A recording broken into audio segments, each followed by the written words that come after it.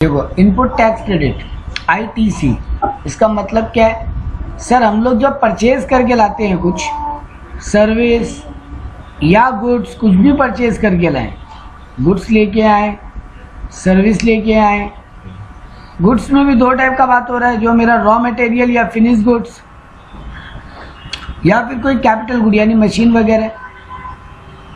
इन सब को जब खरीद के लाते हैं तो हम सामने वाली पार्टी को GST देकर आ रहे हैं, जिसको इनपुट GST बोलते हैं।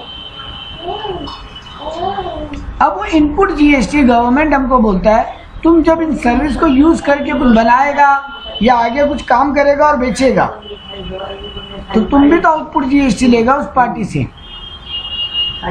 जब सेल करेगा इन सर्विस का मदद से, या तो यही गुड्स बेच रहा है, या इस रॉ मटेरियल को फिनिश गुड्स बना के बेच रहा है, या इस मशीन से कुछ बना के बेच रहा है, या ये सर्विस से कुछ काम लेके आगे बना रहा है कुछ, तो तुम भी जब बेचेगा तो आउटपुट GST लेगा सेल के ऊपर।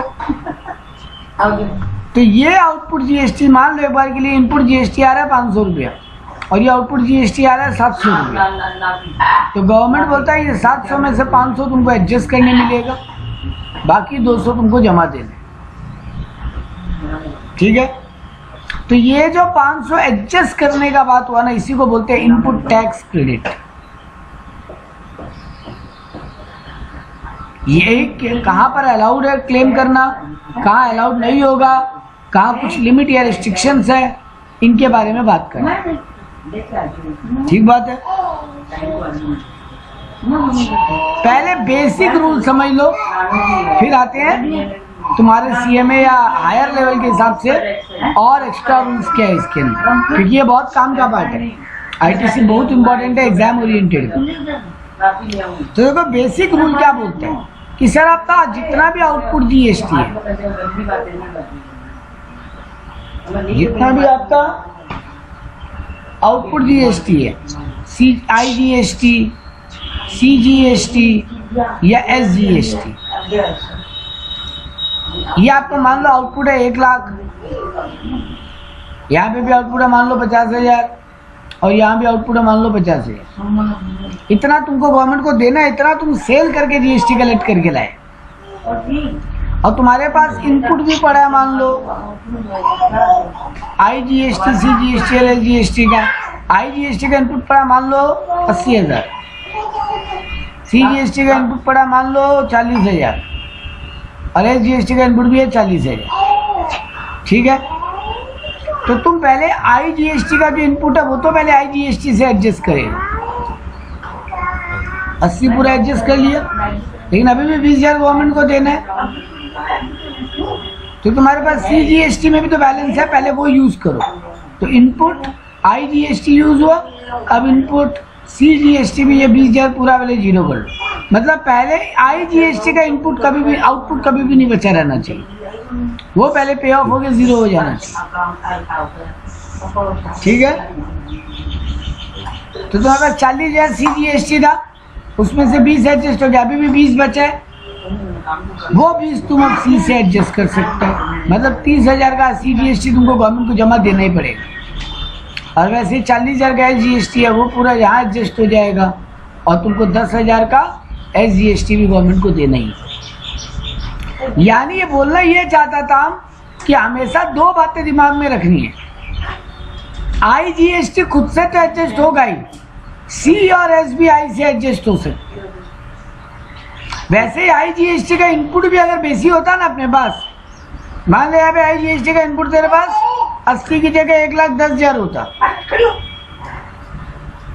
तो यहाँ पूरा 1 लाख नील होता, पूरा इनपुट आउटपुट खत्म IGST का, कुछ नहीं देना गवर्नमेंट को। अभी भी IGST का 10,000 का इनपुट है ना, तो पहले उसको CGST से एडजस्ट करते, बचता 40, फिर ये पूरा 40 हो गया, ये नील हो जाता, क्योंकि इसका खुद का 40 था। तो यानी सर IGST जो है वो CGST SGST से एडजस्ट हो सकता है, CGST SGST भी IGST से एडजस्ट हो सकता है, और दोनों खुद से तो एडजस्ट हो ही सकता है। मतलब CGST का आउटपुट CGST के इनपुट से, SGST का आउटपुट SGST के इनपुट से, सर वो तो ऑब्वियस सा बात है। लेकिन सी जीएसटी का इनपुट एस जीएसटी के आउटपुट से या एस जीएसटी का इनपुट सी जीएसटी के आउटपुट से एडजस्ट नहीं हो सकता। सेंट्रल और स्टेट का आपस में झगड़ा चलता है ना, ममता जी मोदी का नहीं मानते, मोदी जी ममता का नहीं मानते। ठीक बात। तो सर सेंट्रल स्टेट से और स्टेट सेंट्रल से एडजस्ट नहीं हो सकता, बाकी आप जिसका जिससे भी एडजस्ट करें सब पॉसिबल है। बात क्लियर? ये मेन फंडा याद रखना, बाकी तुमको रूल्स पे आएंगे। तो यहाँ पे पहले तुमको कुछ इंपॉर्टेंट टर्म बताया, अगेन ये उतना इंपॉर्टेंट भी नहीं है, नॉर्मल बात है। बिजनेस का मतलब तुम जानते हो, कोई भी टाइप का ट्रेड, कॉमर्स या मैन्युफैक्चरिंग, कोई भी इंसिडेंटल एक्टिविटी जो बिजनेस से कनेक्टेड हो, कोई जिसमें, लेकिन एक बात ध्यान रखना, हमेशा कंटिन्यूटी होना चाहिए। बिजनेस उसी को बोलते हैं जो रेगुलरली हो। एक बार हम बेच दिया वो बिजनेस नहीं है। ठीक है, बिजनेस वो होता है जहाँ पे गुड्स खरीदते हैं या कुछ कैपिटल गुड्स खरीदते हैं या नॉर्मल गुड्स खरीदते हैं। बिजनेस वो भी होता है जहाँ पे हम अपने मेंबर्स को कुछ बेनिफिट दे रहे हैं, मतलब सोसाइटी वगैरह। बिजनेस वो होता है जहाँ पे एक आदमी का ऑफिस होल्ड कर रहा है, जहाँ से वो कोई सर्विस दे रहे हैं, वो भी बिजनेस है, प्रोफेशन हो गया सर। कोई क्लब वगैरह, वो भी बिजनेस माना गया है इस चैप्टर के हिसाब से। और सेंट्रल गवर्नमेंट, स्टेट गवर्नमेंट भी कोई ट्रांजेक्शन करे या लोकल बॉडी को ट्रांजेक्शन करे, वो भी बिजनेस है। क्यों बोलना चाहता था ये सबको बिजनेस? क्योंकि सर ये सब जीएसटी के दायरे में आते हैं, है ना। तो ये सब जब भी कुछ बेचेंगे तो उसके ऊपर जीएसटी का बात होगा। कैपिटल गुड्स का मतलब क्या होता है? नेक्स्ट इंपॉर्टेंट डेफिनेशन, वो मशीन वगैरह का बात कर रहा है बेटा। मशीन, कोई लैंड, कोई बिल्डिंग, कोई फर्नीचर, जिसको तुम यूज करते हो बिजनेस में आगे प्रोडक्शन या सर्विस करने के लिए, जिसको तुम बुक्स में कैपिटलाइज करते हो, मतलब कहाँ डालते हो? बैलेंस शीट में। ठीक है, ताकि तुम्हारा बिजनेस आगे फर्दर चलता रहे। तो उसका भी इनपुट टैक्स क्रेडिट लेने मिलेगा, बिल्कुल लेने मिलेगा, इसलिए यहाँ पे समझाया उसका भी डेफिनेशन। कन्वेयांस का मतलब क्या होता है? कोई भी वेसल, एयरक्राफ्ट या व्हीकल। कन्वेयांस मतलब वो ट्रांसपोर्ट का मीडियम जिससे कोई सामान आए या जाए।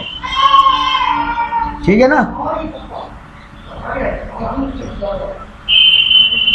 इनपुट का मतलब हम तुमको अभी बता ही दिया, जब हम कुछ खरीद के लाते हैं, कोई गुड्स जो भी हम खरीद के, इनपुट हो गया, गुड्स को बोलते हैं, सॉरी इनपुट बोलना चाह रहा। इनपुट किसको बोला? गुड्स को। वैसे इनपुट सर्विस किसको बोला? जो सर्विस हम कहीं से यूज कर रहे हैं। इनपुट सर्विस डिस्ट्रीब्यूटर ये उतना काम का नहीं है, बट नॉर्मली जान लो, बहुत बिजनेसमैन क्या होता है ना, एक जगह ही सब कुछ परचेजिंग या सब कुछ सारा एक्टिविटी कर रहे हैं, बेचने का काम लेकिन 4 जगह से कर रहे हैं। ठीक है ना।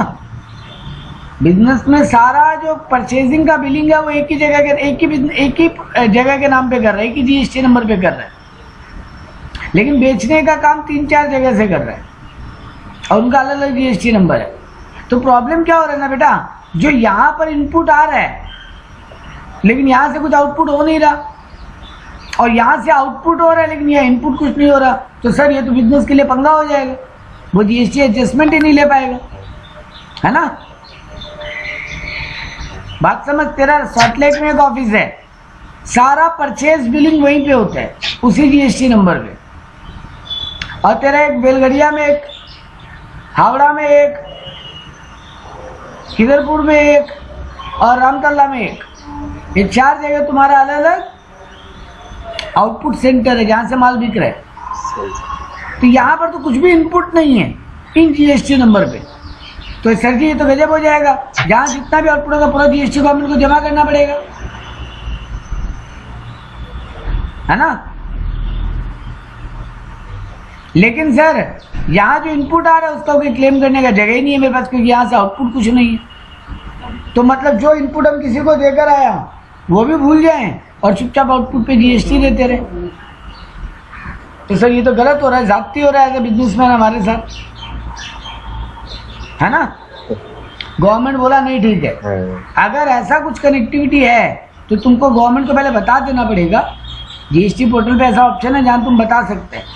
तो इनपुट सर्विस डिस्ट्रीब्यूटर तुम बन रहा है ये इनपुट सर्विस डिस्ट्रीब्यूटर बनेगा। अब ये क्या करेगा, चारों जगह में जो आउटपुट हो रहा है उनको थोड़ा थोड़ा इनपुट सप्लाई करेगा और वहाँ आउटपुट इनपुट एडजस्टमेंट हो।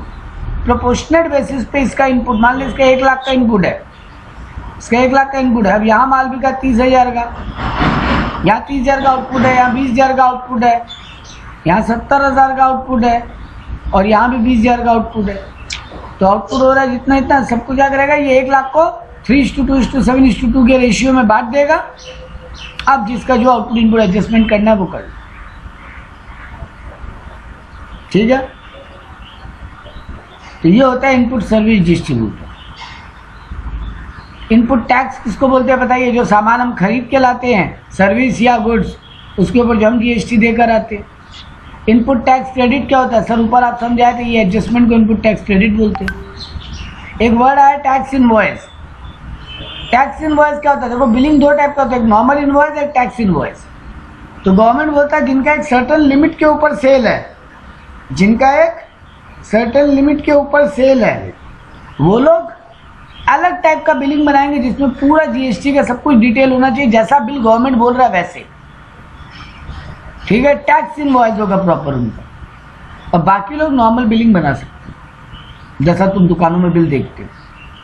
तो टैक्स इनवॉइस मतलब जैसा गवर्नमेंट बोला उस फॉर्मेट में बिल, देखो लिखा है रेफर टू सेक्शन 31। सेक्शन 31 में जाके पता है कि कैसा बिल में क्या क्या डिटेल होना जरूरी है अगर वो टैक्स इनवॉइस है, ठीक है। कुछ नहीं, नॉर्मली बोला दोनों पार्टी का जीएसटी नंबर होना चाहिए, इनपुट का जीएसटी का ब्रेकअप अलग से पूरा डिटेल में होना चाहिए, सीजीएसटी कितना है, एसजीएसटी कितना है, या फिर आईजीएसटी तो आईजीएसटी कितना है। बिल का प्रॉपर नंबरिंग होना चाहिए, वो भी टाइप हाथ से लिखा हुआ बिल नंबर नहीं होना चाहिए, क्योंकि हाथ से लिखा हुआ बिल नंबर में लोग बदमाशी कर लेते हैं,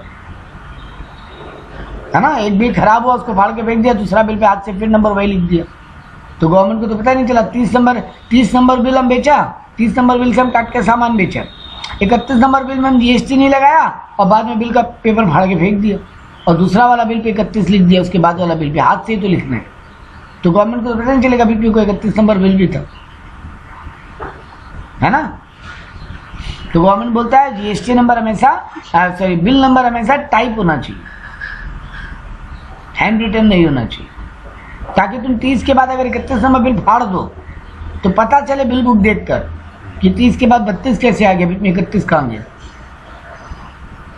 है ना।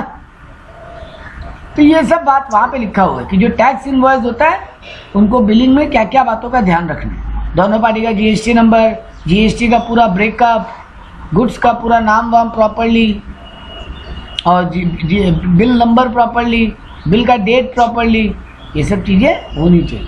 और भी कुछ एक जानकारी है जो होना चाहिए। इनवर्ट सप्लाई का मतलब क्या होता है, जब हम सामान को अंदर लेकर आते हैं, परचेज करते हैं या एक्वायर करते हैं, सामान जब अंदर आता है बिजनेस में, उसको इनवर्ट सप्लाई बोलते हैं। क्वार्टर का मतलब तुमको बताइए, कैलेंडर मंथ के हिसाब से क्वार्टर किसको बोलते हैं, अप्रैल मई जून का क्वार्टर क्या होगा, जून का एंड। तो क्वार्टर क्या क्या होता है, मार्च, जून, सितंबर, दिसंबर। तो ये ज्ञानबाजी था, इतना कुछ काम का नहीं। रिसिपिएंट मतलब recipient of supply of goods और सर्विस ऑफ गुड्स, जिसको वो गुड्स और सर्विस मिल रहा है वो हो गया रिसिपिएंट, है ना। हम तुमको अभी सर्विस दे रहे, तुम रिसिपिएंट है। तुम दुकान में जाके अगर लेट से बिस्किट का पैकेट लेके आता है तो तुम रिसिपिएंट है, दुकानदार सप्लायर है। तो यहाँ पे बोला है ना, consideration is payable for supply of goods, जो पेमेंट करेगा वो रिसिपिएंट है। और अगर कंसिडरेशन नहीं है तो देखो, जब गुड्स में कंसिडरेशन है तो जो आदमी लाइबल है पे करने के लिए वही रिसिपिएंट होगा ना। लेकिन जब गुड्स में कंसिडरेशन नहीं है तब क्या होगा, जिसको डिलीवरी हो रहा है गुड्स, जिसके पोजीशन में जा रहा है, ठीक है। और सर्विस के केस में जिसको सर्विस रेंडर किया जाए, नॉर्मल डेफिनेशन था। अरे गुड्स का केस में या सर्विस का केस में सर, जिस आदमी को, जो आदमी पे करेगा या तो वो रिसिपिएंट है, और अगर मान लो यहाँ पेमेंट है ही नहीं, फ्री ऑफर में कुछ सामान गया है तुम्हारे पास, है ना, तो वहाँ क्या होगा, सर जिसको गुड्स मिल रहा है, जिसके फिजिकली गुड्स पोजीशन में जा रहा है, जिसको सर्विस मिल रहा है, वो हो जाएगा रिसिपिएंट। रजिस्टर्ड पर्सन मतलब जो जीएसटी में रजिस्ट्रेशन करके रखा है। सप्लायर का मतलब जो गुड्स या सर्विस सप्लाई कर रहा है। टैक्सेबल सप्लाई मतलब जिन गुड्स या सर्विस के ऊपर जीएसटी लागू होगा। और एक छोटा सा और डेफिनेशन आखिरी, वर्क कॉन्ट्रैक्ट क्या होता है। बहुत बार होता है ना, जैसे हम तेरे को एक जमीन दे दिया, रॉ मटेरियल दे दिया और हम बोला मेरा बिल्डिंग बना दिया, तुम बिल्डर है, तो तुम एक तरीके से वर्क कॉन्ट्रैक्ट कर। बहुत जगह तुम साड़ी वाड़ी का बिजनेस में देखा होगा, जहाँ पे तुमको पूरा प्लेन साड़ी भेज दिया गया और तुम उस पर एम्ब्रॉयडरी का या जरी का काम करके हमको वापस भेज देते, है ना। इसको बोलते हैं वर्क कॉन्ट्रैक्ट। जॉब वर्क भी बोलता है बहुत जन इसको, जॉब वर्क या वर्क कॉन्ट्रैक्ट। तो देखो हम किसी को इंस्टॉलेशन के लिए, फिटिंग के लिए, इम्प्रूवमेंट के लिए, मॉडिफिकेशन के लिए, रिपेयरिंग के लिए, मेंटेनेंस के लिए, रिनोवेशन के लिए, ऑल्ट्रेशन के लिए कोई इमूवेबल प्रॉपर्टी देते हैं या मूवेबल प्रॉपर्टी देते हैं, इसको बोलते हैं वर्क कॉन्ट्रैक्ट। जॉब वर्क हो गया मूवेबल प्रॉपर्टी के लिए वर्क, और वर्क कॉन्ट्रैक्ट हो गया इमूवेबल प्रॉपर्टी के लिए। ठीक है, दोनों में बस इतना ही फर्क है। अब आता है eligibility and condition for taking ITC. कौन कौन एलिजिबल आईटीसी लेने के लिए और क्या कंडीशंस है कि तुम इनपुट कब क्लेम कर सकते हो और कब नहीं, यही मेन पार्ट है इस चैप्टर में। तो सबसे पहले तो person is entitled for ITC if, पहला बात तो वो आदमी रजिस्टर्ड होना चाहिए जो इनपुट क्लेम करने वाला। ऑब्वियस सा बात है ना, अगर उसका जीएसटी नंबर ही नहीं है, मान ले मस्कूर का दुकान में हम आया और मस्कूर से हम 50,000 का सामान खरीद के ले गए, लेकिन हम जीएसटी में रजिस्टर्ड नहीं है मस्कूर। अब हम अगर आगे माल बेचेगा तो इनपुट वैसे भी क्लेम नहीं कर सकता, क्योंकि उसके लिए हमको पोर्टल पे लॉगिन करना पड़ेगा। लॉगिन के लिए जीएसटी नंबर होना चाहिए। तो सर यहाँ पे सिंपल बात बोला कि जो आदमी इनपुट वही क्लेम कर सकता है जो जीएसटी में रजिस्टर्ड है। अरे ऑब्वियस सा बात है सर, आज एक नॉर्मल कस्टमर एक दुकान से सामान लेके आता है तो वो इनपुट थोड़ी ना क्लेम करता है, वो तो दुकानदार को सामान के साथ में जीएसटी दे के आके भूल जाता है।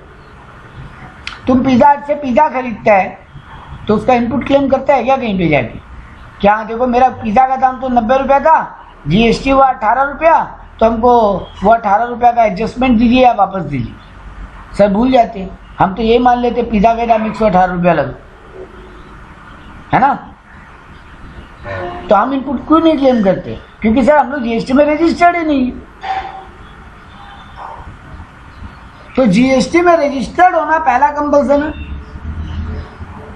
ठीक है, दूसरा इंपॉर्टेंट बात, वो गुड्स या सर्विस मेरे फर्दरेंस ऑफ बिजनेस में यूज हो रहा हो। पर्सनल अगर हम यूज कर रहे हैं उस पर इनपुट क्लेम नहीं कर सकते, बिजनेस में यूज हो तभी इनपुट क्लेम हो। ठीक। और तीसरा बात बोला कुछ और प्रेस्क्राइब कंडीशंस होता है गवर्नमेंट का, वो सेटिस्फाई करना पड़ेगा। और आखिरी बात बोला आईटीसी क्लेम करने का मैनर 49 नंबर सेक्शन में लिखा हुआ है, तो जो तरीका होगा वहाँ लिखा हुआ है। तो ये चारों बातें ध्यान में रखनी है। तुम रजिस्टर्ड होना चाहिए, तुम वो सर्विस या गुड्स बिजनेस के लिए यूज कर रहे हैं, और कुछ और कंडीशन हो तुम सेटिस्फाई कर रहे हैं, और मैनर ऑफ आईटीसी भी रूल 49 में लिखा हुआ वही फॉलो कर रहे हैं। तो सर क्या कंडीशन हमको सेटिस्फाई करना पड़ेगा वो मैंने बताइए, मैनर तो बात का बात है। सर ये रहा कंडीशन। पहला बात बोला उसका टैक्स इनवॉइस होना चाहिए, मतलब मेरे पास एक डॉक्यूमेंट्री एविडेंस होना चाहिए। अगर कोई डॉक्यूमेंट्री प्रूफ नहीं और हम आईटीसी क्लेम कर लिया और कल को मेरे पे चेकिंग आया तो पूरा आईटीसी कैंसिल हो जाएगा मेरा, है ना। वो पूरा इनवॉइस का डिटेल होना चाहिए, उसमें जीएसटी बीएसटी सबका ब्रेकअप होना चाहिए।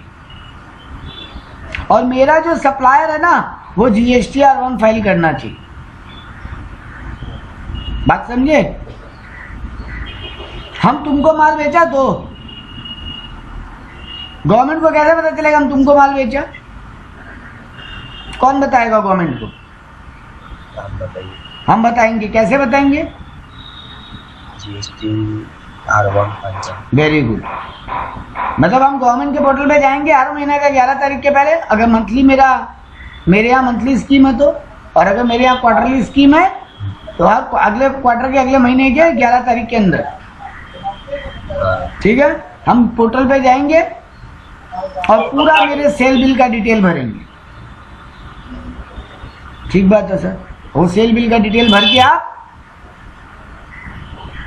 गवर्नमेंट को बता दें। हम गवर्नमेंट को बता देंगे। जैसे ही हम सेल बिल में वो डिटेल भरेंगे ना, 13 तारीख निकलने के बाद तुम्हारे जीएसटी पोर्टल में अगर तुम लॉगिन करेगा ना, तुमको वहाँ दिखाई देगा GSTR 2 और 2A और 2B बोल के 2 होता है वहाँ पे डिटेल।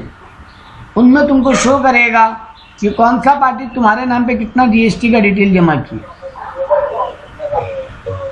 आराम से इनपुट क्लेम कर तुम वहाँ से फिर इनपुट क्लेम करेगा। लेकिन अब आराम से में बहुत झमेला कर दिया है गवर्नमेंट। अब एक नया रूल आया है अभी पिछले 1 महीना में, सुन के तुमको लगेगा वाह सर कितना माथा पच्ची बढ़ा दिया तुमको। अब गवर्नमेंट बोलता है देखो नीरज क्या किया, माल बेचा मस्कूर को, GSTR 1 में डाल भी दिया तो मस्कूर के पोर्टल पे भी दिखाई देने लग गया, 2A या 2B में मस्कूर इनपुट क्लेम कर लिया। बट नीरज वो GST गवर्नमेंट में जमा ही नहीं किया, तो सर ये मस्कूर का कैसे पता चलेगा? सर मस्कूर को पता नहीं था, मस्कूर को क्लेम कर लिया अपना GST। गवर्नमेंट बोलता है नहीं, अब ये मस्कूर का ही ड्यूटी है, वो ये चेक करे अपने पार्टीज के थ्रू कि वो पार्टीज ITC जमा किया है कि नहीं किया है, इनपुट टैक्स के टैक्स जमा किया है कि नहीं किया है।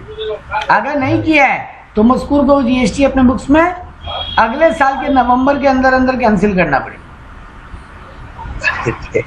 मतलब अब गवर्नमेंट क्या कह रहा है, गवर्नमेंट बोला देखो हम कहाँ पार्टी को पकड़ते फिरे, कौन जमा किया कौन नहीं किया, हम बायर को फंसा देते।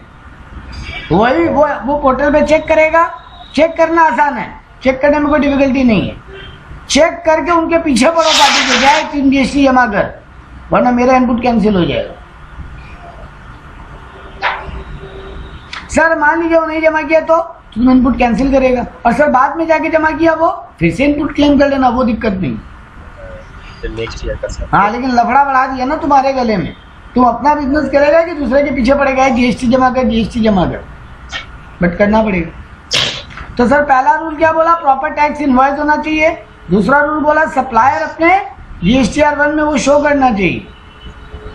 तीसरा बोला ये रिसीव द गुड्स और सर्विस और बोथ, हमको गुड्स या सर्विस रिसीव भी होना चाहिए।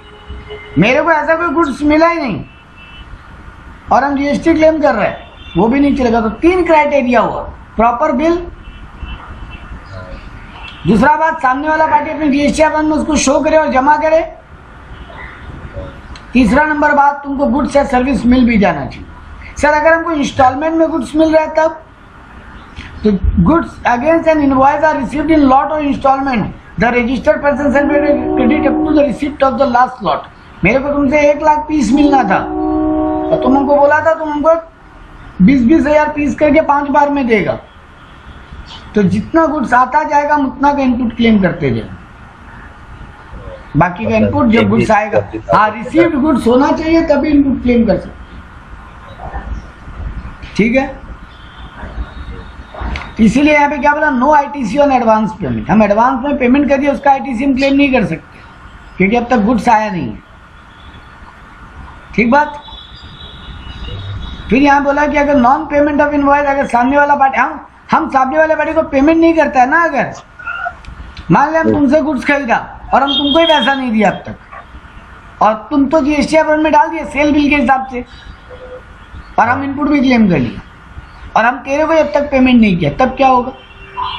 सर अगर आप 180 दिन के अगर पेमेंट नहीं किए ना, तो वो पार्टी GSTR पोर्टल में कंप्लेंट डाल सकता है कि ये पार्टी को हम गुड्स ये पार्टी से हम गुड्स खरीदा, वो हाँ ये पार्टी को हम गुड्स बेचा, वो पार्टी हमको पेमेंट नहीं कर रहा लेकिन इनपुट क्लेम कर लिया, तो GST पोर्टल मेरा वो इनपुट अपने आप ही कैंसिल कर, लेकिन कंप्लेन करना पड़ेगा, ठीक है ना। और फिर जब पेमेंट कर देगा तब वापस ITC क्लेम कर लेना। गवर्नमेंट बोल रहा है मेरे को इस बात से प्रॉब्लम ही नहीं है। हाँ फाइन इंटरेस्ट तो देगा ही, वो अलग बात होगी, लेकिन गुड्स इनपुट क्लेम बाद में दोबारा कर सकते। यही बात यहाँ पे समझाया ये सब एग्जाम्पल में, ठीक है। No ITC depreciation claim. ना कई बार क्या होता है, मशीन खरीद के लाया, मान ले 1 लाख का मशीन लाया, उस पर मान ले एक बार के लिए 18,000 GST लगा, तो 1,18,000 का मशीन बना।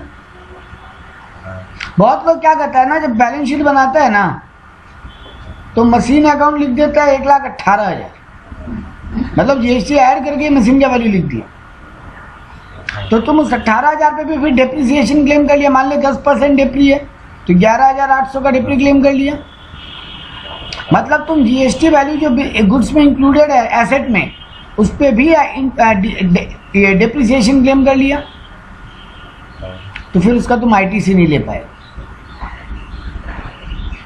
रूल एक्चुअली में ये बोलता है कि यहाँ पे मशीन 1,18,000 होना ही नहीं था, या मशीन तो 1 लाख का ही होना था और तुमको डेप्री भी 1 लाख का ही क्लेम करना था।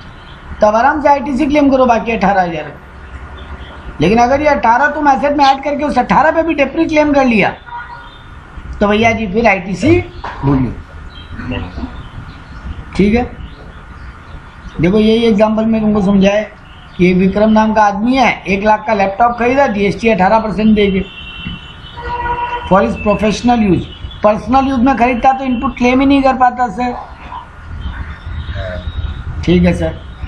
तो sir computation as per depreciation under section 32 को क्या किया सर? ऑप्शन 1 में वो ये कर सकता है कि वो 1 लाख पे ही डेप्री क्लेम करे खाली, और बाकी जो 9,000 का जीएसटी है उसका इनपुट क्लेम कर ले।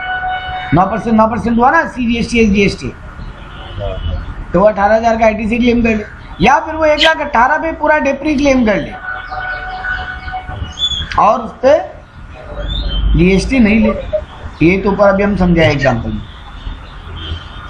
सर एक इनपुट का बिल है मेरा, हम आईटीसी क्लेम कर सकते हैं?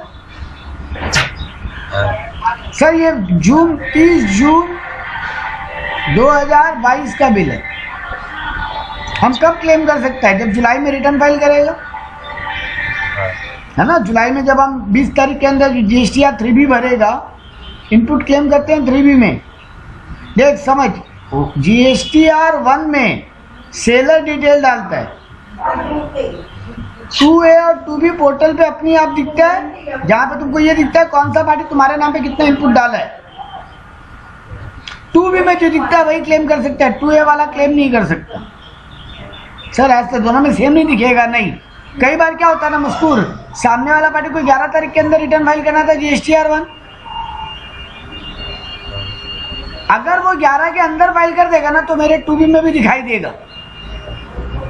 लेकिन कई बार क्या हुआ, वो 12 तारीख को फाइल किया, मतलब वो एक दिन भी लेट हो गया अगर ड्यू डेट से, तो मेरे 2A में तो दिखाई देगा लेकिन वो 2B में नहीं दिखाई देगा। मतलब हमको इस महीना क्लेम नहीं करने मिलेगा क्योंकि मेरा पार्टी लेट हुआ रिटर्न फाइल करने में। ठीक, हाँ नेक्स्ट मंथ 2B में आ जाएगा, वो चिंता का बात नहीं है। इस महीना तो नहीं क्लेम करने का। तो जीएसटीआर 1 में सेलर डिटेल डाला, 2A 2B में शो करता है, और जब हम 3B फाइल करेगा ना तब हम इसको क्लेम कर लेंगे। ये 3B होता है 20 तारीख के अंदर, 2A 2B तो ऑटोमेटिक शो करता है 13 तारीख के बाद, और जीएसटीआर 1 होता है 11 तारीख के अंदर। ये 3B इनपुट फ्लैग देखने के लिए 3B में क्या होता है ना, देख 1 में सेल का डिटेल जाता है, और 3B जब फाइल करते हैं तो हम सेल से जितना इनपुट एडजस्ट, आउटपुट से जितना इनपुट एडजस्ट हुआ रिमेनिंग अमाउंट पे कर देते हैं। तो ये वो इनपुट आउटपुट का एडजस्टमेंट और पेमेंट का रिटर्न। ठीक है, तो मेरा ये एग्जांपल में था कि 30 जून को एक इनपुट का बिल था, हम उसका जुलाई महीना में जब जीएसटी या 3B भरे तब इनपुट क्लेम कर लेना चाहिए हमको। हम भूल गया क्लेम करना, मेरे वो बिल मेरे माइंड से इग्नोर हो गया, हम देखा ही नहीं। 2B में शो कर रहा था बट हम क्लेम करते वक्त क्लेम करना भूल गए।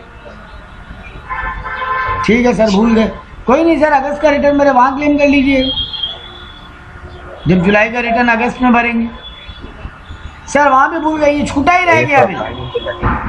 नहीं, इनपुट क्लेम में फाइन क्यों लगेगा? अरे वाह, हम तो इनपुट क्लेम कर रहा है, पार्टी तो जीएसटी दे दिया है गवर्नमेंट को, मेरे को इनपुट से मतलब है, यहाँ पे फाइन क्यों लगेगा? गवर्नमेंट तो बोल रहा मत तो इनपुट क्लेम, तो हमको टैक्स चुपचाप दे दो। मान लो मेरा 1 लाख का आउटपुट है, 80,000 का इनपुट है, लेकिन उसमें से 10,000 का बिल हम भूल गया क्लेम करना, हम 70,000 ही क्लेम किया, तो हम गवर्नमेंट को 30,000 टैक्स जमा किया, मतलब तो गवर्नमेंट तो बोलेगा बढ़िया भूल जाओ, मेरे क्या जाते, देते रहो टैक्स। तो यहाँ पे फाइन पेनल्टी किस बात का? हम अपना एक फायदा क्लेम नहीं कर पाया, कोई लाइबिलिटी थोड़ी नहीं था मेरा, ठीक है। ठीक है। तो सर आप ये 10,000 जो भूले, ये आप अगला महीना क्लेम कर लीजिए, नहीं तो उसके अगला महीना कर लीजिए, नहीं तो उसके अगला महीना कर लीजिए। मतलब जब तक चाहे आप, कितना दिन तक कर सकते हैं? हाँ वही जानना था। सर आपका ये अकाउंटिंग ईयर कब खत्म होता है? आप जुलाई 2022 का बिल था आपका, मतलब आपका ये 2022-23, हाँ, तो मार्च 2023, हाँ, उसके बाद जो नवंबर आएगा 30 नवंबर, मार्च 23 वहाँ मतलब ये जुलाई का बिल हम अगले साल का मतलब नवंबर 2023 तक क्लेम कर लिया तो कर लिया, और वहाँ तक नहीं किया तो फिर भूल जाओ। बहुत टाइम। हाँ बहुत टाइम दिया गवर्नमेंट भाई, गवर्नमेंट अकाउंटिंग ईयर खत्म होने के बाद भी तुमको लगभग 8 महीना दिया, 10 महीना दिया, उसमें भी तुम नहीं क्लेम किया तो तुम भूल ही जाओ, मतलब तुम भूलने के लिए उसको रखा था। भाई तुम्हारा जुलाई का बिल था, तुम उस साल तो पूरा साल ही भूला, अगले साल का भी 10 महीना तक तुमको याद नहीं आया। अप्रैल मई जून जुलाई अगस्त सितंबर अक्टूबर 7 महीना तक, सॉरी 8 महीना, नवंबर में 8 महीना तक, तो तुमको 8 महीना तक याद नहीं आया साल खत्म होने के बाद भी, तो वो इनपुट अब तुम भूल ही जाओ, वही बोला है। तो अगर कोई maximum time to claim ITC sir 30 November of the following end of financial year, financial year जब खत्म हो वहां से 30 नवंबर तक, या फिर एक जीएसटीआर 9 फाइल करना पड़ता है, साल के एंड में भी एक रिटर्न फाइल होता है, वो फाइलिंग होने तक विचएवर इज अर्ली है, उसका फाइलिंग डेट 31 दिसंबर ही है। फिर एक महीना नहीं कोई एक महीना मिला नहीं है, विचएवर इज अर्लियर। अगर हम वो जीएसटीआर 9 मान लो सितंबर में फाइल कर दिया तो जीएसटीआर 9 में क्या जाता है पता है? पूरा अप्रैल टू मार्च जो बिजनेस किए उसका डिटेल एक बार दोबारा जीएसटीआर 9 में भरती, सबके लिए कंपल्सरी नहीं है ये, बायर सेलर का दोनों का। हाँ जिन लोगों का 5 करोड़ के ऊपर 2 करोड़ के ऊपर टर्नओवर है वो लोग को भरना पड़ता है, सबको नहीं भरना पड़ता। तो सिंपल सा बात सर, आप जीएसटीआर 9 भरे या 30 नवंबर विचएवर इज अर्लियर, उन दोनों डेट में से जो अर्लियर है तुम वही तक वो इनपुट क्लेम करोगे। जीएसटीआर 9 एक बार भर दिए और वो इनपुट तुम्हारा मिस आउट रह गया, मिस आउट ही रहने दो उसको, या फिर 30 नवंबर पार हो गया है और अब तक नहीं क्लेम तो भी भूल जाओ उसको, ठीक है। यहाँ पे ज्ञान दिया है कि क्या डॉक्यूमेंट हमेशा रखना चाहिए जीएसटीआर इनपुट क्लेम करने के लिए। सर बिल प्रॉपर्ली रखो, टैक्स का पेमेंट हुआ उसका भी कोई डिटेल अगर है तो ढंग से रखो अपने पास, पार्टी कोई डेबिट नोट दिया है, माल रिटर्न जाता है ना तो डेबिट नोट क्रेडिट नोट होता है, तुम जिसको माल बेचा था वो माल वापस भेज रहा है तो वो डेबिट नोट देगा तुमको और तुम देगा उसको क्रेडिट नोट। सेलर देता है क्रेडिट नोट, क्योंकि सेल क्रेडिट होता है, याद रखने का तरीका ये है, माल जब कैंसिल होता है ना, हम तेरे को बेचा 20,000 पीस, तुमको 18,000 तो ठीक लगा, 2,000 माल तुमको खराब लगा कि नहीं ये क्वालिटी ठीक नहीं है वापस करेंगे, तो तुम हमको वापस कर रहे हैं। मस्कूर मेरा परचेजर है, नीरज सेलर है, यहाँ पे मस्कूर परचेजर है, नीरज सेलर है, तो सर नीरज सेलर है तो वो क्रेडिट नोट देगा मस्कूर को कि हाँ माल वापस गया, और मस्कूर भी एक डॉक्यूमेंट देगा जिसका नाम होगा डेबिट, मतलब दोनों पार्टी एक दूसरे को एक डॉक्यूमेंट देगा प्रूफ के रूप में, भाई माल वापस गया इसका प्रूफ क्या है, तो सर एक पार्टी के प्रूफ देने से हो जाता नहीं, दोनों को देना पड़ेगा। तुम अपने बुक्स में डेबिट नोट दोगे, परचेज डेबिट होता है ना, तो परचेजर डेबिट नोट देगा, सेल क्रेडिट होता है इसलिए सेलर क्रेडिट नोट देगा, ऐसे याद रखने का तरीका है, ठीक है। तो प्रॉपर इनवॉइस दो, पेमेंट का प्रूफ रखो अपने पास, डेबिट नोट वगैरह का डिटेल ठीक से रखो। अगर माल कस्टम बॉर्डर से आ रहा है तो बिल ऑफ एंट्री वगैरह, अगर कोई इनपुट सर्विस डिस्ट्रीब्यूटर है, भाई बोले ना एक जगह सारा इनपुट बिल आ रहा है लेकिन सेल अलग अलग जगह से हो रहा है, तो वो इनपुट वाला तो सब में बांट दे रहा है उस जीएसटी को, तो भैया उसका डिटेल रखेगा ना किसको कितना जीएसटी बांटा।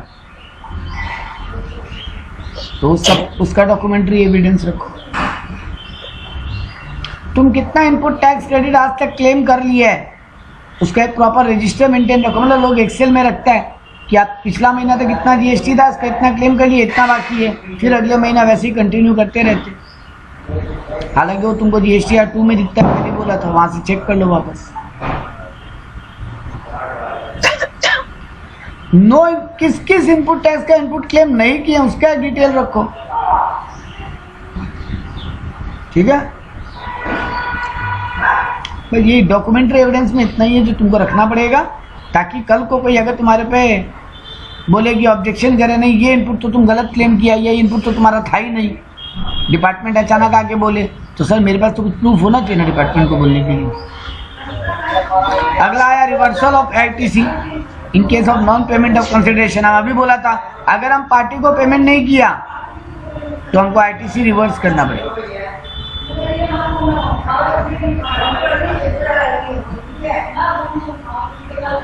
A registered person has availed ITC और एनी इनवर्ट सप्लाई जिसके लिए वो सप्लायर को पेमेंट ही नहीं किया, तो फिर अगर वो सप्लायर 180 दिन के अंदर अगर कंप्लेन, 180 दिन तक का टाइम है तुम्हारे पास पेमेंट करने के लिए, 180 दिन बीत गया, सप्लायर कंप्लेन करेगा और रातों रात तुम्हारा वो GST रिवर्सल हो जाएगा। या फिर कोई ऐसा सप्लाई है जहाँ कोई कंसिडरेशन ही नहीं है, ठीक है, तो उसका भी ITC कैंसिल होगा अगर तुम क्लेम किए तो। ठीक बात, तुम पेमेंट नहीं किया उस बात का तुम GST क्लेम नहीं कर सकते, ऑब्वियस सा बात, ठीक बात। इसके अलावा यहाँ पे जैसे यहाँ पे, हाँ यहाँ पे एक बड़ा गजब बात बोला है, हम तुमको एक बॉटल शैम्पू बेचा और मेरे यहाँ ऑफर था एक बॉटल पे एक बॉटल फ्री।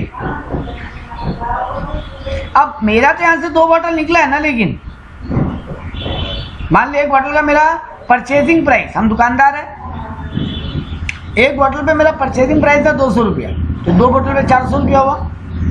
मान लो इस पे 12% GST है तो 480 रुपये GST, 48 रुपये GST भी हुआ, 48, तो 448 रुपया का बिल बना।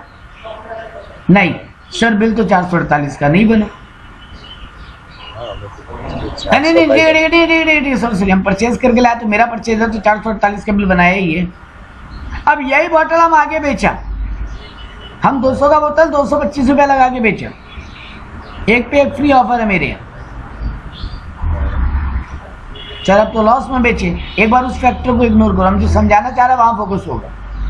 सर आप 250 रुपये में बोतल बेचे मान लो एक, और एक पे एक फ्री का ऑफर भी दिया। अब सर पंगा हो गया, क्योंकि आप तो 250 रुपये पे GST क्लेम लगाओगे 12%,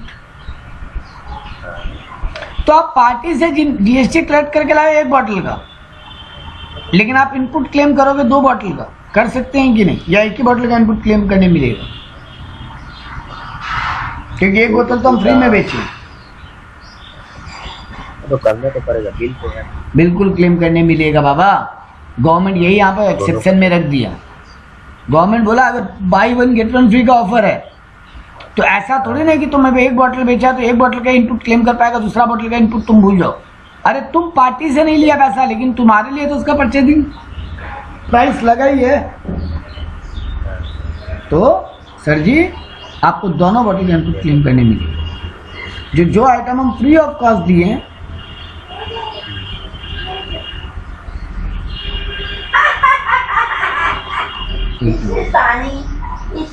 it can be treated as supplying of two for the price of one। हम मानेंगे हम एक के दाम में 2 दिए तो 2 हैं, तो दोनों का इनपुट क्लेम हम कर पाएंगे। बोला तुम कैपिटल गुड्स का इनपुट या इनपुट सर्विस का इनपुट, अब मान ले मेरे यहाँ इलेक्ट्रिक बिल आता है, इलेक्ट्रिक पे GST नहीं है, मान लो रिपेयरिंग का हम कुछ काम कराया मेरे यहाँ ऑफिस का, तो उसका भी इनपुट है। सर रिपेयरिंग वाला रोड साइड वाला रिपेयर है तो GST नहीं देगा, लेकिन एक बार मान लो अर्बन क्लैब से बुलाया लोगों को रिपेयरिंग के लिए और वो भी GST का बिल बनाया है ना। या हम कोई मशीन खरीदा, सर वो डायरेक्टली उस गुड्स से कनेक्टेड तो नहीं हो सकता जो गुड्स हम बेच रहे हैं, सर आपका बिल्डिंग का या ऑफिस का रिपेयरिंग गुड्स से कनेक्टेड कैसे होगा? आपके यहाँ पे एसी लगा है, एसी ऑफिस में या फैक्ट्री में या शोरूम में, ठीक है, तो एसी का गुड्स से क्या कनेक्शन है? कोई नहीं, लेकिन गवर्नमेंट बोला उसका भी जीएसटी क्लेम कर सकते, ठीक है। बाय मोर सेव मोर वाला डिस्काउंट अगर तुम दे रहे हो, कोई नहीं, तुम इनपुट जब तुम्हारा बिल बनेगा सेल का तो डिस्काउंट माइनस करने की जो बात जो वैल्यू आएगी उस पर जीएसटी कैलकुलेट होगा ना। 10,000 का हम सामान बेचा, पार्टी को हम 2,000 का डिस्काउंट दिया, 8,000 का बिल बना, तो 8,000 पे जीएसटी लगेगा, है ना। 8,000 पे जीएसटी लगे, मान लो 5% जीएसटी है उसके ऊपर, तो 40 रुपया जीएसटी लगा। 8,040 का बिल बना, 400 रुपये जीएसटी लगा सर, 8,400 का बिल बना, 8,400 का बिल बना, ठीक है। अब तुम बोलोगे जो हम डिस्काउंट दिया तो मेरा परचेजिंग वैल्यू क्या था? अरे बाबा रे, उसको कनेक्ट करने का कोई बोला ही नहीं है तुमको डायरेक्टली। तुम अपना इनपुट पे क्लेम कर लो और जितना आउटपुट दिया उससे एडजस्ट करो, ठीक है। यही बात यहाँ डिस्काउंट में समझे, मतलब सीधा बात है सर, डायरेक्ट कनेक्शन कोई जरूरी नहीं है कि जो बॉटल खरीद के लाए उस पर कितना जीएसटी देकर आए, वही बॉटल बेचे तो उसका जीएसटी इसके आउटपुट से एडजस्ट होगा, मतलब इसका इनपुट इसके आउटपुट से एडजस्ट होगा, ऐसे थोड़ी ना होता है सर। आइटम आइटम से कैसे कनेक्ट करेगा बिजनेस में? तो पागल हो जाएगा ना, रहेगा वो, पागल हो जाएगा। तो गवर्नमेंट बोला करना भी नहीं है, तो तुम जो डिस्काउंट दे रहे हो वो माइनस कर लो अपने आउटपुट से, जो बिल बना। अब इनपुट पे थोड़ी ना कोई डिस्काउंट माइनस करना है। हाँ, तुम इनपुट भी खरीद के लाए थे डिस्काउंट देकर, तो ऑब्वियस बात है वो भी तो तुमसे जीएसटी डिस्काउंट माइनस होने के बाद की फिगर पे लिया होगा। तुम भी ये बॉटल कहीं से लाए, वहां तुमको भी 2% का डिस्काउंट मिला, 10% का डिस्काउंट मिला था, ठीक है ना। तुम भी ये बोतल जो लाए तो डिस्काउंट माइनस करके तो वैल्यू निकला, उस पर तो जीएसटी कैलकुलेट किए होंगे, तो कोई दिक्कत नहीं है एडजस्टमेंट क्लेम से, ठीक है। अब आता है अपॉर्शनमेंट ऑफ क्रेडिट। तो ITC is eligible on basis of fact as to whether the goods are used for taxable supplies. हाँ, ये ध्यान देने वाला बात है कि तुम जो गुड्स का कोई भी चीज का आईटीसी क्लेम कर रहे हो, ठीक है।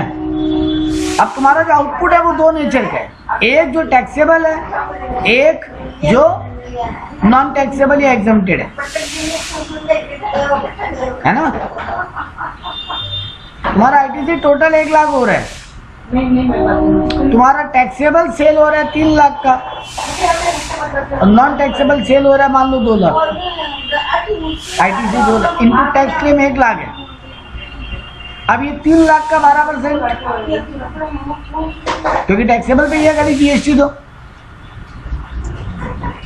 3 लाख चला मैं बोले इसका यहाँ पे सेल हो रहा है तुम्हारा 10 लाख, तो 10 लाख का 12% 1 लाख 20 है।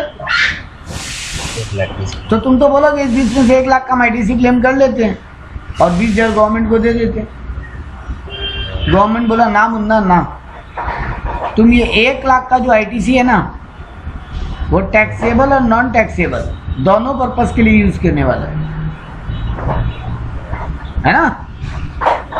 तो पहले इस 1 लाख का आईटीसी को दोनों में प्रोपोर्शनेट करो, तो 10 लाख और 2 लाख का सेल है मान लो एक बार के लिए,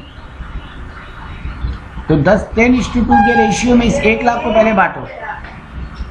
अब जो इनपुट ये 10 लाख के लिए आ रहा है ना वही क्लेम करना, बाकी वाला मत क्लेम करना, ठीक बात। तो अगर तुम कोई टैक्सेबल सप्लाई या जीरो रेटेड सप्लाई करो वहां आईटीसी क्लेम कर लो, लेकिन जो non taxable supply, exempted supply या नील रेटेड सप्लाई कर रहे हो वहां आईटीसी क्लेम नहीं कर पाओगे ना। तो तुम पहले अपने इनपुट को प्रोपोर्शनेटली बांटो, उसके बाद क्लेम करो। ये चीज यहाँ पे एग्जाम्पल में किया, एक बार करना, नहीं समझ में आएगा तो अपने आगे बढ़ेंगे। पहले अपने इसीलिए हम चाह रहे एक बार हम चैप्टर खत्म कर लें, तुम सब देखते रहो अपना, ठीक है। नहीं समझ में आया उसको मार्कआउट करके रखो कि ये वाला सम हमको एक बार डिस्कस करना है सर से, फिर एक क्लास कर लेंगे जिसमें तुम्हारा सारा सम डिस्कस कर लेंगे, जो डाउट हो। क्या होगा ना कि सिलेबस खत्म हो जाएगा तो फिर क्या तुमको क्वेश्चन आंसर ही करना है भाई, ठीक है। तो ये था तुम्हारा क्या क्या रूल्स। अब आता है manner of determination of input. पहले ही बोला इनपुट कैसे क्लेम करेंगे। ऊपर जो भी हम बताया ना कि प्रोपोर्शनेटली बांट लेंगे, वही मैनर का बात ये लोग कर रहा था। ठीक है, इसका सम देखोगे समझ में आ जाएगा, इसमें और कुछ है नहीं। देखो यहाँ पर यूज किया कि प्रोपोर्शनेट आईटीसी तुमको करना पड़ेगा, फिर ही तुम क्लेम कर पाओगे। ठीक है, इसमें और कुछ है नहीं। सेम बात बोला कैपिटल। अब मशीन जो तुम यूज करते हो, उस मशीन से तो तुम हो सकता है exclusively use for intended use of non business purpose. अगर कोई ऐसा मशीन का यूज है जो काम, उससे जो सामान बन के निकल रहा है वो बिजनेस पर्पस का है ही नहीं, तो फिर आईटीसी क्लेम करने नहीं मिलेगा सर। अगर इस कैपिटल गुड से एक्सक्लूसिवली एग्जम्प्टेड सप्लाई निकल रहा है तो भी आईटीसी क्लेम करने नहीं मिलेगा सर। अगर तुम्हारा ब्लॉक क्रेडिट है, ब्लॉक क्रेडिट के आगे जाके पढ़ेंगे, वहां भी आईटीसी क्लेम करने नहीं मिलेगा सर। हाँ सर, अगर हम पूरा टैक्सेबल सप्लाई के लिए मशीन से जो भी गुड्स बन रहा है वो पूरा टैक्सेबल सप्लाई है तो फिर पूरा क्रेडिट क्लेम कर लेंगे सर, कोई दिक्कत नहीं। मशीन में अगर 2 लाख का जीएसटी देकर आए हैं और उससे जो गुड्स बन रहा है वो पूरा ही टैक्सेबल गुड्स बन रहा है तो पूरा आईटीसी क्लेम कर लो। मतलब सीधा बात है ना सर, जिस गुड्स पे हम जीएसटी दे ही नहीं रहे हैं गवर्नमेंट को, वहां उसका इनपुट का आईटीसी भी क्लेम नहीं कर सकते। लॉजिकल बात, गवर्नमेंट बोलता है तुम हमको जीएसटी नहीं दे रहा है तो फिर आईटीसी किस बात का, वो आईटीसी भी तुम भूल जाओ। लेकिन सर जहां पूरी तरीके से जीएसटी दे रहे हैं वहां पूरा आईटीसी क्लेम करेंगे तो गवर्नमेंट बोला हाँ करो, हम तुमको कम बना दिए। बोलो सर, अभी जैसे मशीन पे 2 लाख का जीएसटी अगर हम लेकर आए तो एक ही बार में इसी मशीन से टैक्स वाला सिर्फ टैक्स वाला तो 2 लाख एक बार में। हाँ 2 लाख एक बार में क्लेम करो, कोई दिक्कत नहीं, एक बार में तो कर एकदम ठीक है ना। अगर हम इसे एकदम जीरो रेटेड सप्लाई बना रहे हैं, मतलब नील नहीं, नील और जीरो में फर्क बताया था तुमको। तो जीरो रेटेड यानी अभी गवर्नमेंट जीएसटी लगा नहीं रखा उसको, जब मर जाएगा तब उसमें जीरो को 5% कर देगा, लगा सकता है। वैसा कर रहे तो भी आईटीसी क्लेम कर लो, कोई दिक्कत नहीं। लेकिन अब आया सर थोड़ा एग्जम्प्टेड और थोड़ा मतलब एक थोड़ा टैक्सेबल, थोड़ा एग्जम्प्टेड, थोड़ा नॉन बिजनेस, तब क्या करें? तो गवर्नमेंट बोला प्रोपोर्शनेट आईटीसी क्लेम कर, जो ऊपर अभी तुमसे हम बात किया। उस प्रोपोर्शनेट आईटीसी क्लेम करने का फॉर्मूला बनाया, टोटल आईटीसी, क्योंकि मशीन का टोटल आईटीसी 2 लाख है, डिवाइडेड बाई 60। 60 कहां से आया सर? गवर्नमेंट मानता है तुम 5 साल में क्लेम करेगा, इसे एज्यूम कर रहा है गवर्नमेंट 5 साल, तो साल में 12 महीने होते हैं, यानी 60 महीना में इसको तुम क्लेम करोगे, ठीक है ना। तो गवर्नमेंट क्या बोला, total ITC by 60 multiply by aggregate value of exempted supply during the month divided by total turnover during the month. जो फिगर आएगा वो क्लेम नहीं कर सकते, बाकी क्लेम कर लो। जैसे मान लो 2 लाख का मशीन का जीएसटी है, तो 2 lakh divided by 60 multiply by aggregate value of exempted supply, मतलब जिसपे जीएसटी हमको क्लेम करने नहीं मिलता वो कितना है। मान लो ऐसा हम 3 लाख का माल बेचे जिसपे जीएसटी क्लेम करने नहीं मिलता, और मेरा टोटल टर्नओवर लेकिन 10 लाख है, डिवाइड बाई टोटल टर्नओवर, तो 2 lakh divided by 60 into 3 lakh by 10 lakh. समझ में आया बात? ये जो फिगर आएगा वो क्लेम करने नहीं मिलेगा, तो बाकी क्लेम कर लो, ठीक बात। देखो जैसे यहाँ पे किया, total input tax on capital good 6 lakh है, कॉमन क्रेडिट है 6 lakh, aggregate value of exempted supply है 10 लाख, और टोटल टर्नओवर है मेरा 40 लाख। तो आईटीसी निकाल दिया फॉर्मूला को यूज कर, आईटीसी रिवर्स हो जाएगा इतना, मतलब आईटीसी कैंसिल हो जाएगा इतना, है ना। तो बाकी क्लेम कर लेंगे सर, बाकी क्लेम कर लेंगे, ठीक है। फिर आया optional method in case of bank. Sir बैंकों के लिए कैसे आईटीसी का कुछ रूल है क्या?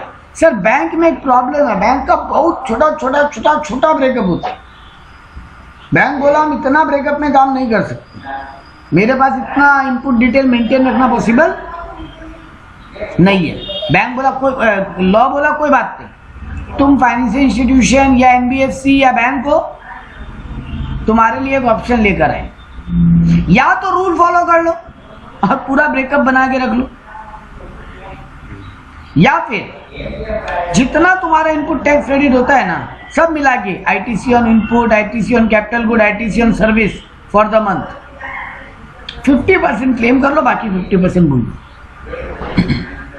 मतलब या तो डिटेल मेंटेन कर लो भैया, तुम बैंक या फाइनेंशियल इंस्टीट्यूशन हो तो, और पूरा रूल फॉलो कर लो, जितना एग्जेम्प्टेड सप्लाई के लिए उसको मत क्लेम करो या प्रोपोर्शनेट बांटो, सब रूल फॉलो कर लो ऊपर वाला। सर नहीं कर सकते फॉलो, बैंक बोल रहा है हम नहीं कर सकते, बोला कोई बात नहीं, तुम्हारे लिए मेरे पास दूसरा ऑप्शन है, तुम्हारा टोटल इनपुट कितना हो रहा है, बोला 18,000, बोला ठीक है 9,000 क्लेम कर लो, बाकी 9,000 भूल लो, मतलब 50% क्लेम दे देंगे। हाँ तो गवर्नमेंट बोला तो देखो, ऐसे कैसे का बात नहीं है, गवर्नमेंट तुमको बोला तुम डिटेल मेंटेन करो ना, तुमको कौन मना किया? क्योंकि बैंक बहुत सर्विस देता है भैया, जिसमें बहुत सारा एग्जेम्प्टेड होता है, जीएसटी से बहुत सारा टैक्सेबल होता है, तो रखो उतना डिटेल खाता बना के। हम तो ऑप्शन नहीं दिए तुमको कि तुम मत करो, तुम करो ना, तुम्हारा प्रॉब्लम। बैंक बोला कुछ चला के कि हमारे लिए बहुत प्रॉब्लमेटिक है, क्योंकि हमारा 100 रुपया 50 रुपया बहुत ऐसा बिलिंग भी होता है, और ऐसे लाखों कस्टमर का बिलिंग होता है, हम कहाँ इसका ब्रेकअप रखेंगे? तो गवर्नमेंट बोला कोई बात नहीं, नहीं रख सकते तो हम तुमको एक ऑप्शन देते हैं, हाफ इनपुट क्लेम कर लो, तुम्हारा जितना टोटल इनपुट तुम्हारे हिसाब से बनता है। ठीक बात, ऑप्शन दिया भाई, option which of the lower, या ये नहीं बोला मत करो या करो, तुम्हारा चॉइस है, करो ना सर, अच्छा ही ऑप्शन दिया। ठीक है, ब्लॉक क्रेडिट क्या होता है? ब्लॉक क्रेडिट में ITC not available on certain goods and service. पहला बात तो ब्लॉक क्रेडिट होता क्या, क्योंकि जैसे एग्जांपल दिया, motor vehicle for transportation of person having approved seating capacity not more than 13% except when they are using following taxable, further supply of motor vehicle, transport of passenger, impairing. यहाँ पे बोलना क्या चाहता है कि मान लो तुम्हारा बहुत टाइप का सर्विस है, ठीक है ना, बहुत टाइप का सर्विस है तुम्हारा, तो तुम क्रेडिट आईटीसी होता है ना, आईटीसी वो ब्लॉक में क्लेम करते हो, मतलब एक साथ मिला के ग्रुप। वहां पे गवर्नमेंट बोला अगर तुम्हारा ये सर्विसेज है वहां इनपुट क्लेम देंगे ही नहीं।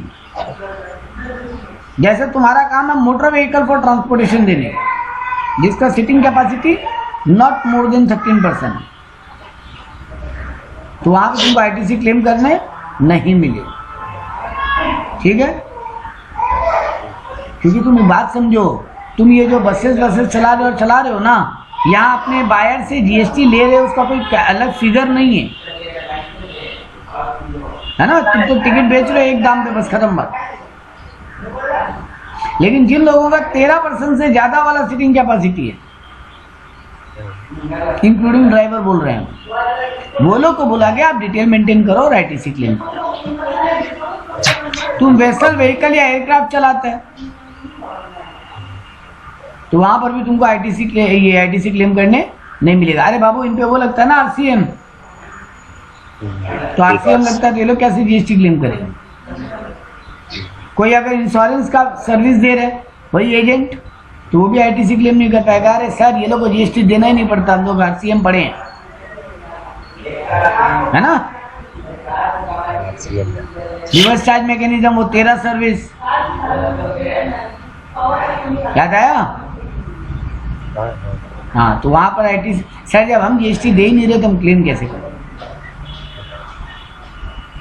इसके अलावा यहाँ पर कुछ काम का नहीं है।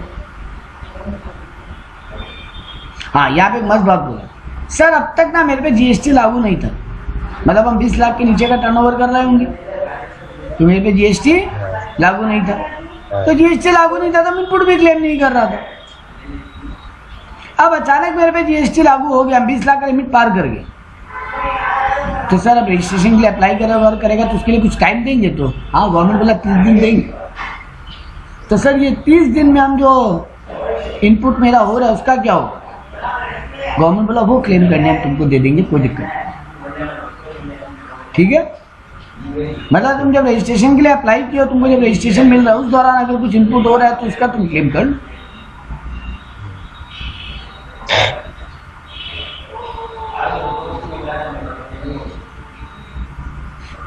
हाँ, एक बात ध्यान रख लेना, एक टाइम लिमिट रखा है गवर्नमेंट। एक रजिस्टर्ड आदमी अगर इनपुट टैक्स क्रेडिट क्लेम जो करो, नॉर्मल वाला डेट तो था ही, उसके अलावा एक बात और भी बोला, जिस दिन तुम इनवॉइस इशू किया अगर उसके 1 साल के अंदर तुम क्लेम नहीं करते तो भी भूल जाना।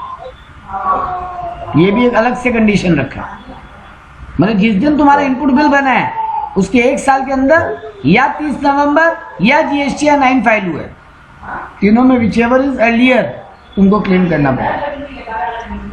भाई 1 साल का टाइम बहुत होता है। जिस दिन तुम्हारा इनपुट बिल बना तुम वहां से 1 साल तक देखे नहीं, मतलब वो तुम उसको वैसे भी इग्नोर मार सकते। ठीक है सर, जो लोग कंपोजिट लेवी में आते हैं, याद करो बोले थे ना वो 1% या 5% दे के भूल जाओ, वो लोगों को भी आईटीसी क्लेम करने नहीं मिलेगा। हाँ, याद रखना ये बात। अरे सर, वो लोग तो अपने पार्टी से भी जीएसटी क्लेम नहीं कर सकता, वो अपनी जेब से जीएसटी भरता है, याद है? गवर्नमेंट बोला जिनका 75 लाख या 1.5 करोड़ के नीचे टर्नओवर है वो लोग कंपोजिशन लेवी में जा सकते हैं। ठीक है, तो वो कंपोजिशन स्कीम में आईटीसी क्लेम नहीं कर पाएगा, क्योंकि मान लो हम तुमको 1 लाख का सामान बेचा और उस पर 12% जीएसटी है, तो 12,000 जीएसटी है। ये जीएसटी हम तुमसे कलेक्ट भी नहीं करेंगे, तुमको हम 1 ही लाख लेंगे और ये 12,000 जीएसटी अपनी जेब से भरेंगे, और इस 1 लाख पे जो मेरा इनपुट हुआ था, इनपुट जीएसटी, वो भी भूल जाएंगे, मतलब आईटीसी भी क्लेम करने नहीं मिलेगा। और अगर क्लेम करना है तो कंपोजिशन स्कीम छोड़ दो।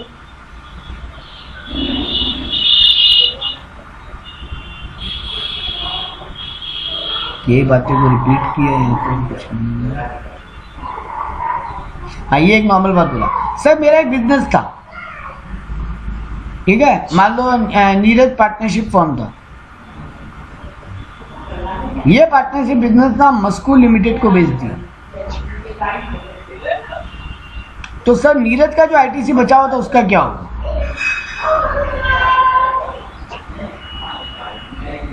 बोलो। नीरज के बुक्स में उस दिन, जिस दिन नीरज अपना बिजनेस बेचा ना मस्कूर को, उस दिन नीरज के बुक में 50,000 का आईटीसी था। क्या होगा 50,000? लैप्स कि मस्कूर क्लेम कर पाएगा उसको आगे? लैप्स तो नहीं होगा, लैप्स नहीं होगा, लैप्स नहीं होगा, लैप्स नहीं होगा। तो जितना आईटीसी बचा हुआ है वो जीएसटी और आईटीसी 02 बोल के एक फॉर्म होता है, मस्कूर लिमिटेड वो फॉर्म भर के बताएगा कि देखो हम नीरज प्राइवेट लिमिटेड का या नीरज पार्टनरशिप फॉर्म का ये बिजनेस खरीदा है और उसका उतना आईटीसी अब मेरा क्लेम में आ जाएगा। तो गवर्नमेंट क्या करेगा, उसको मस्कूर के पोर्टल पे ट्रांसफर कर देगा। लेकिन गवर्नमेंट को, हाँ बोलो, बाद में आपको ट्रांसफर कर सकते हैं। मेरे को ट्रांसफर मतलब जैसे 50,000 जो था उनको भी तो आप ही करना। वो तो तुम हमको दे ही रहे हो, बिजनेस खरीदने के बदले एक लमसम पैसा, परचेज कंसिडरेशन बोलते हैं ना उसको, वो तो तुम दे रहे हो। मेरा मान लो 5 करोड़ का बिजनेस है, 5 करोड़ का एसेट्स है मेरा बिजनेस में, मेरा बिजनेस में लायबिलिटी भी है 1 करोड़ का, तो तुमसे 4 करोड़ बनता है। हम बोला कि हम बिजनेस 4.5 करोड़ में बेचेगा, तो तुम हमको 4.5 करोड़ दे दिए। अब तुम हमको 4.5 करोड़ दे चुका ना, तो मेरा सारा एसेट, मेरा सारा लायबिलिटी तुम्हारा, तो वो जो आईटीसी का एसेट है मेरा वो भी तुम्हारा। मेरे लिए आईटीसी एक एसेट था ना, हम क्लेम करता, तुम क्लेम कर लोगे, कोई दिक्कत नहीं, लेकिन ये 30 दिन के अंदर फॉर्म भर देना चाहिए। कौन सा फॉर्म है? 02 है? हाँ, आईटीसी 02।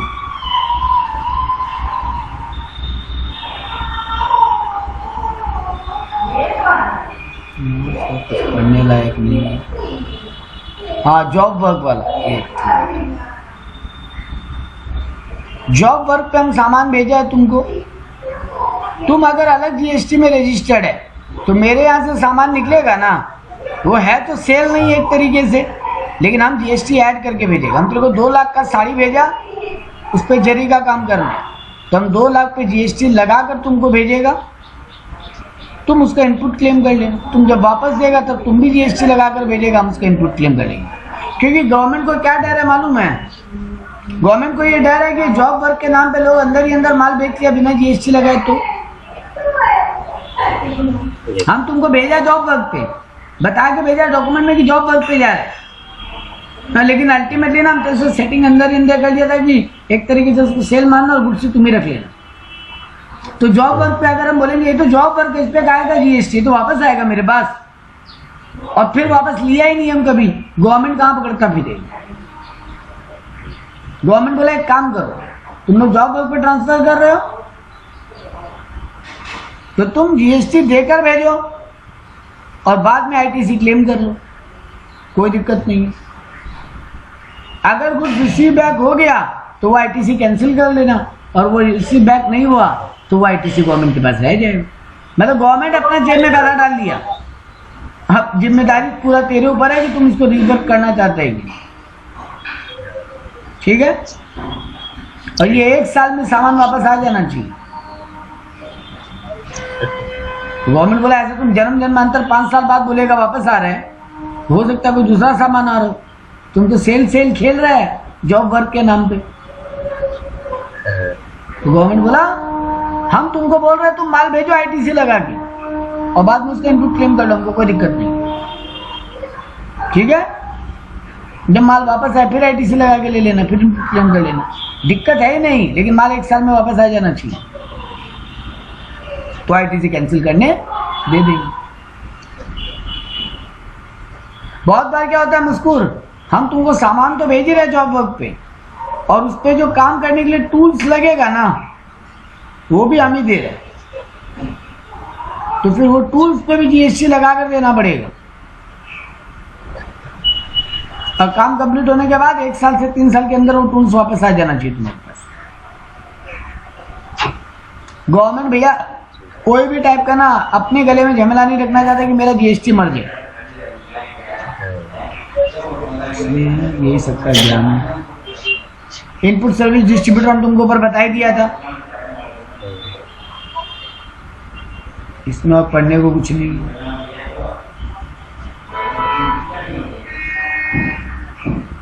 खाली एग्जांपल्स देखना हो जाएगा, इनमें खाली सम्स का एग्जांपल्स देखना और कुछ नहीं देखना।